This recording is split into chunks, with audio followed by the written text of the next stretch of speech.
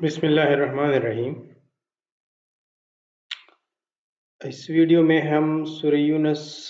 آیت نمبر 6 کا ترجمہ کریں گے اور اس کو ڈسکس کریں گے۔ اس میں اللہ تعالیٰ دن رات کے جو ڈفرینس ہے اس پہ بات کرتے ہیں۔ اس طرح کے آیات پہلے گزر بھی چکے ہیں اور بھی آئیں گے، تو شروع کرتے ہیں۔ ان فی اختلاف اللیل والنہار وما خلق اللہ فی السماوات والارض لآیات لقوم یتقون۔ Indeed, in the alternation of the day and the night, and in all that Allah has created in the heavens and the earth, there are signs for those who fear Allah, who fear Him۔ یہاں پہ ایک لفظ رہ گیا ہے، یہاں who fear Allah, who fear Him۔ Urdu ترجمہ اس طرح کریں گے، ان فی اختلاف اللیل والنہار، بے شک دن اور رات کے اختلاف میں، ڈفرنس میں، وما خلق اللہ فی السماوات والارض، اور وہ جو اللہ تعالیٰ نے پیدا کیے آسمانوں میں اور زمین میں، لآیات لقوم یتقون، ان چیزوں میں سائنز ہیں، نشانیاں ہیں اس قوم کے لیے جو اللہ سے ڈرتے ہیں۔ تو کن چیزوں میں یا کن سائن میں، کن مظاہر میں اس قوم کے لیے نشانیاں ہیں، یعنی دن اور رات کے اختلاف میں، اور وہ جو اللہ تعالیٰ نے آسمانوں میں پیدا کیا اور زمین میں پیدا کیا، اس قوم کے لیے نشانیاں ہیں جو اللہ سے ڈرتے ہیں۔ تو یہاں پہ کلیئر کٹ ایک میسج دیا گیا ہے کہ آپ لوگوں کو پڑھنا چاہیے کہ دن کیوں چھوٹا ہوتا جا رہا ہے۔ ابھی 22 دسمبر پر یہ رک جائے گا اور اس کے بعد جو ہے دن بڑھنا شروع ہو جائے گا۔ کیوں یہ اختلاف کیوں ہے اور یہ کیسے ہوتا ہے؟ یہ اختلاف کس وجہ سے آتا ہے؟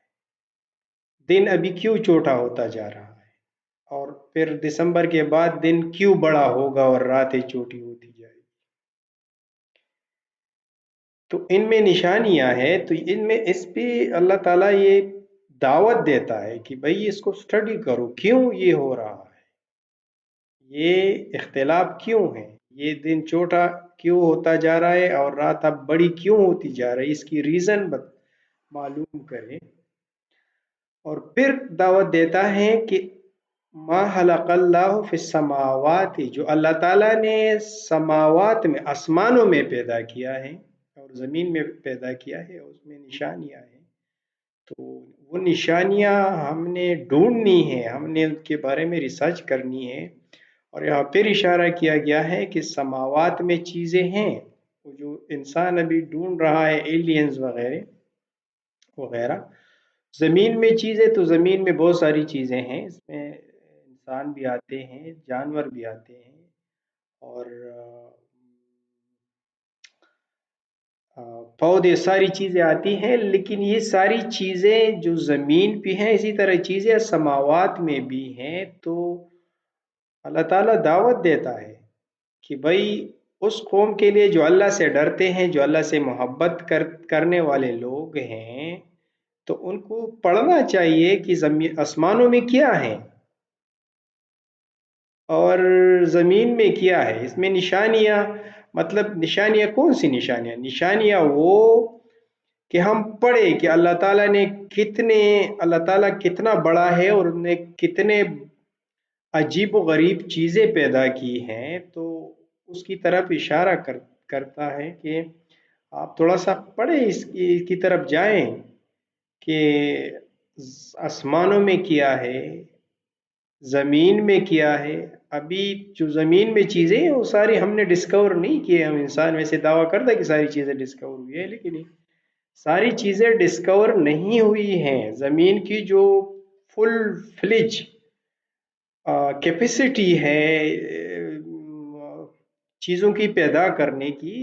فصلوں کی پیدا کرنے کی، جو زمین کی فل کیپیسٹی ہے وہ انسان نے بھی استعمال نہیں کی ہے۔